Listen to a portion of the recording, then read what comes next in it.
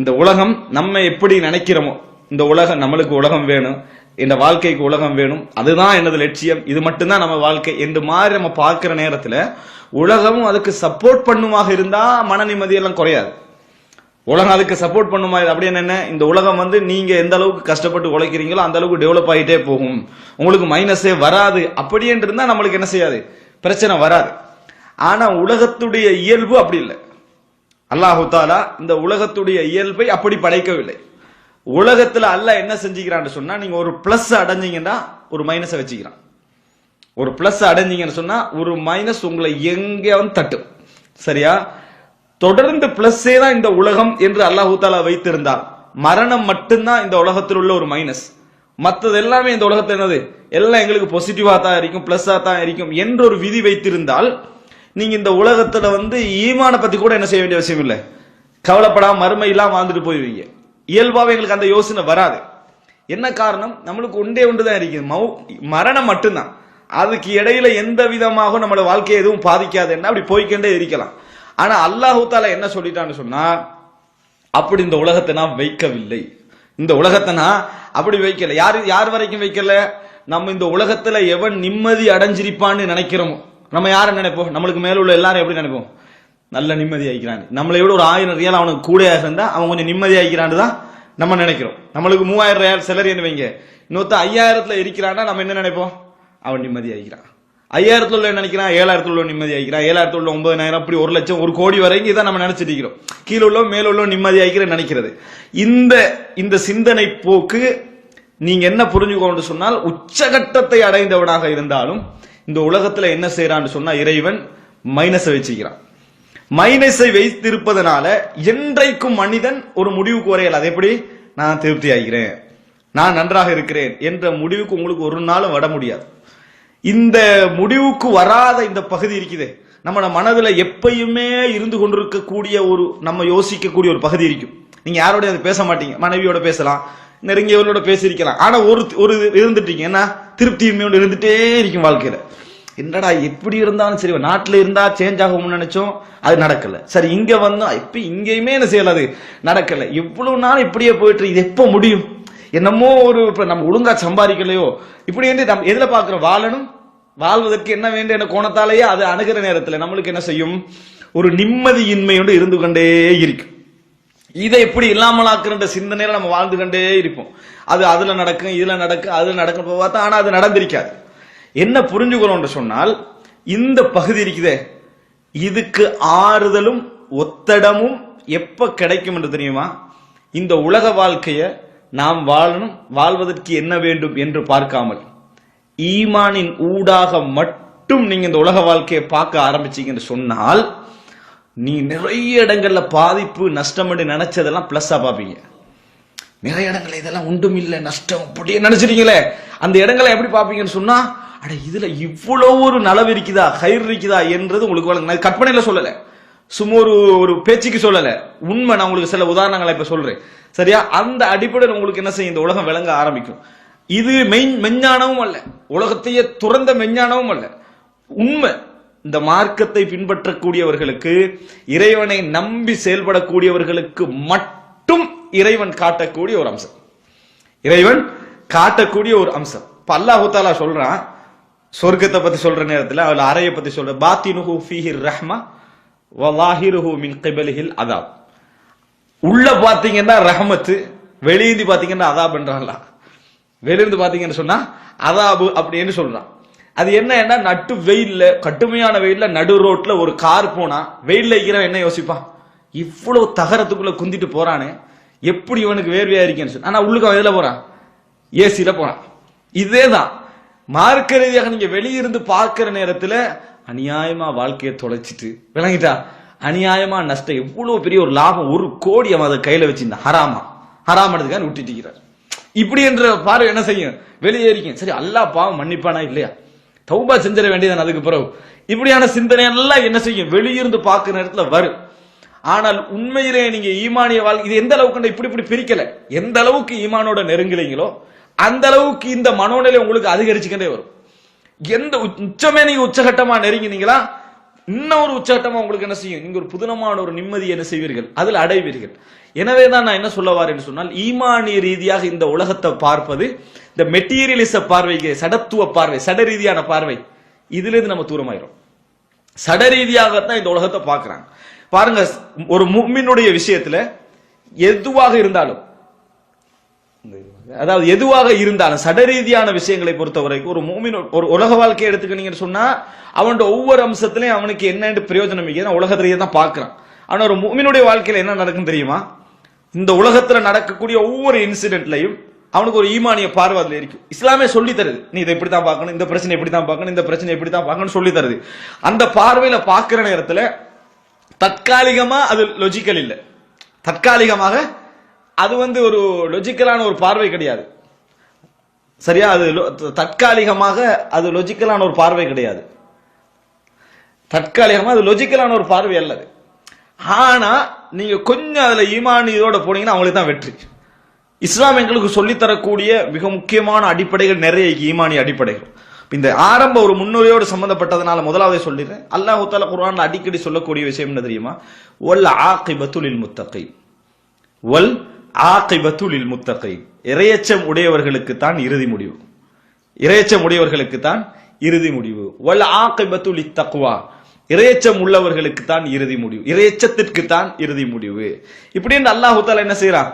நிறைய குர்ஆனிலே நிறைய நீங்க பார்க்கலாம். வல் ஆகிபத்து லில் முத்தகீன் வலா உத்வான இல்லா அலல் ஸாலிமீன். நிறைய உரைகளை நீங்க என்ன செஞ்சிருப்பீங்க, கேட்டிருப்பீங்க. வலைக்கும் ஸலாம். அப்ப இதை நீங்க என்ன புரிஞ்சுக்கணும்னு சொன்னால், உலக ரீதியா நீங்க எந்த இடத்துலையும் இந்த இடத்தை மிஸ் பண்ணிட்டு நீங்க என்னதை கேட்டாலும் சரி, என்ன ஸ்பீச் கேட்டாலும், உலக தான தர்மத்திலே நீங்க முதலாவது நபராக இருந்தாலும், எவ்வளவு வணக்க வழிபாடுகளில் ஈடுபட்டாலும், ஈமான் சம்பந்தமான சரியான பார்வை, ஈமான வாழ்க்கைக்குள்ள எடுக்காம அப்ளை பண்ணாம நீங்க வாழ்ந்தீங்க என்று சொன்னால் நிச்சயமாக வாழுவீங்க. வாழ்றதுல எந்த இது இருக்காது. ஆனா நான் சொன்ன அந்த குறைபாடு என்ற ஒரு பகுதி இருக்குதானே, அது விரிவடைஞ்சுக்கிட்டே போகும். அது என்ன செய்யும்? அது ஒரு விரிவடைஞ்சு மன நிம்மதியை உங்களுக்கு அப்படி இல்லாம ஆகிட்டே போகும். இப்படி வளர்ந்து இப்போ அமெரிக்கா வெஸ்ட் வேர்ல்டு நாங்க பாக்குறோம்.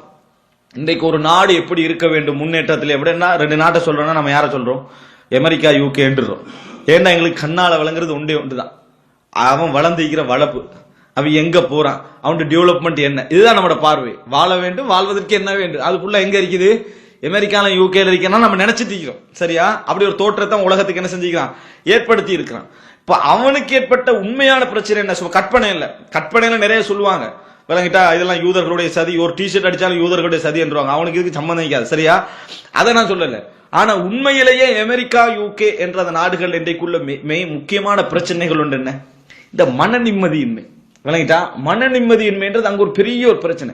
அதுக்காக வேண்டி அங்க வளர்ந்துட்டு வரக்கூடிய, மிகவும் வேகமாக வளர்ந்து வரக்கூடிய, அதாவது எதெல்லாம் உளவியல் சார்ந்த செய்திகளோ எல்லாம் நிறைய வளர்ந்துட்டு வரும். உளவியல் சார்ந்த செய்தி ஏன் அவனுக்கு அதோட தீர்வு எங்கேன்னு தெரியாது, அவருடைய தீர்வு எங்கேன்னு தெரியாது. உலகத்துல எதை உச்சகட்டமா அனுபவிக்கணும் அதெல்லாம் அவன் அனுபவிச்சுட்டான். இன்பத்தை எதெல்லாம் அனுபவிக்கணுமோ அதெல்லாம் அவன் அனுபவிச்சுட்டான். இந்த உலகத்திலே தான் அவனுக்கு அப்பர் லிமிட்ஸ், அந்த லிமிட் முடிஞ்சுது.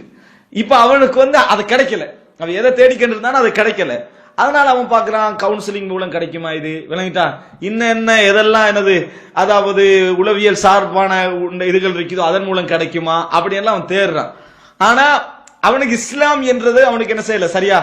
யாரு விளங்கிச்சோ வந்துட்டான். வராதவனுக்கு இதுல தீர்வு இருக்கும்னு நினைக்கிற லெவல் அவன் இல்லை. ஆனா உண்மையை புரிந்து கொள்ளுங்கள், அல்லாஹு தஆலா இது நிஅமத் என்று சொல்றான்.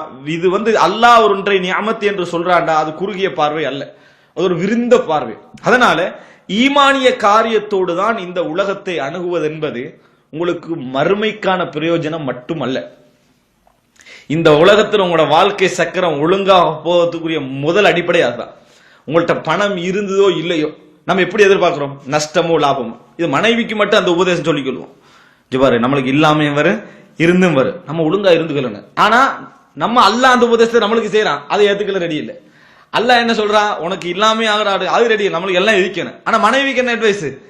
இருக்கிற காலம் வரை இல்லாத காலம் வரை நம்ம நடுநிலையா தான் என்ன செய்யணும், போகணும்னு அங்க சொல்லிடுறது. அதுதான் அல்லாஹ் எங்களுக்கு சொல்றான். ஆனா எங்களுக்கு அதை என்ன செய்யலாது, வைத்துக் கொள்ள முடியாமல் இருக்கிறது. அதுக்கான அந்த காரணி நம்மகிட்ட இல்லை, அந்த இடம் என்னது நம்மிடத்துல இல்லாத அதற்கான காரணம். எனவே அன்புள்ள சகோதரர்களே, ஈமானிய பார்வை, இந்த உலகத்தை நோக்கிய ஈமானிய பார்வை, ஈமான் ஏற்படுத்தக்கூடிய தாக்கங்கள், ஈமானுடைய விளைவு என்பது நீங்க எப்பயும் எப்படி யோசிக்க கூடாதுன்னா, மறுமையில் ஒரு மோமினுடைய லட்சியம் மறுமை தானே, மறுமையில் சொர்க்கம் நரகத்துக்கு மட்டும்தான் இஸ்லாம் அதை சொல்லுகிறது நினைக்க கூடாது. அல்லாஹு தாலா சொல்லுகிறான், யார் இந்த உலகத்திலே ஈமான் கொண்டு இணை வைக்காமல் மறுமையை நம்பி வாழுகிறார்களோ லனுஹியன்னஹும் ஹயாத்தன் தய்யிபத்தன் ஃபித் துன்யா, முதலாவது அவர்களுக்கு சிறந்த வாழ்க்கையை நாங்கள் கொடுப்போம் இந்த உலகத்திலும் மறுமை நாளிலும். முதலாவது எங்க? இந்த உலகத்தில் ஹயாத்துன் தய்யிபா, சிறந்த வாழ்க்கை. எந்த அளவுக்கு நமது ஈமானிய கோளாறு வளர்ந்து போய்கன்னு சொன்னா, சிறந்த வாழ்க்கை என்று இறைவன் சொன்ன உடனே நம்ம கண்ணால விளங்குறது 2 மாடி பில்டிங், 2 தட்டு ஊடு தருவான் போலைக்குது விளங்கிட்டா சிறந்த வாழ்க்கை. அதான் ஒரு பிராடோ இருக்கும் போலைக்கு, ஒரு ஜிஎம்சி இருக்கும் போலைக்குது விளங்கிட்டா, இதான் நம்மளுக்கு சிறந்த வாழ்க்கை. ஏன் நம்ம குர்ஆன் வசனத்தையே இப்ப அந்த அளவுக்கு விளங்க ஆரம்பிக்கிறதுக்கு காரணம் என்ன நினைக்கிறீங்க? நாம் வாழ வேண்டும், வாழ்வதற்கு என்ன வேண்டும் என்ற அந்த மெட்டீரியலான பார்வை தான் குர்ஆன் தஃப்சீர்ல அழகான வாழ்க்கை இறைவன் தருவேண்டா நம்ம உடனே விளக்கு என்ன வசதியான வாழ்க்கையை தருவான் போலைக்குது, பெரிய தொழில் போலைக்குது, நான் தான் தொழில் அமைச்சராகும் போலைக்குது, அதைத்தான் அல்லாஹ் தாலா சொல்றான் போலைக்குது. ஆனா நாங்க என்ன புரிஞ்சுக்கிறோம்? அபூ ஹுரைரா ரலியல்லாஹு அன்ஹு அவர்களுக்கு அல்லாஹ் தாலா நல்ல வாழ்க்கையை கொடுத்தான், ஆனா அவர் ஏழை. ரசூல் ஸல்லல்லாஹு அலைஹி வஸல்லம் அவர்களுக்கும் அந்த வாழ்க்கையை கொடுத்தான், ஆனா அவர் ஏழை. அல்லாஹ் தாலா சொல்ற ஹயாத்துன் தய்யிபா என்ன தெரியுமா? மிக முக்கியம். சந்தோஷம் என்றால் என்ன? சந்தோஷம் சந்தோஷம் என்றால் என்ன? ஒரு நாள் உங்களுக்கு என்ன செய்யலாம், வெளியே தான் பொருட்கள் எல்லாம் 100 இருக்கும், 1000 வகையா இருக்கும், ஆனா உள்ளத்துல ஏற்படுற அந்த விகிதாசாரம் இருக்குது, அது ஒன்றுதான் சந்தோஷம் என்றது. நீங்க வித்தியாசப்படுத்தலாமா? உங்களுக்கு ஒரு வாகனம் கிடைக்குது, சரியா, ஒரு நல்ல திருப்திகரமான மனத்துக்கு அமைதியான ஒரு மனைவி கிடைக்கிறான், நல்ல பொருளாதாரம் கிடைக்குது, உள்ளத்துல ஒரு சந்தோஷம் ஏற்படும். இது என்ன, இதுல வித்தியாசப்படுதா? இல்ல, அது ஒன்றுதான். அது உங்களுக்கு என்ன கிடைச்சாலும் அது ஒன்றுதான்.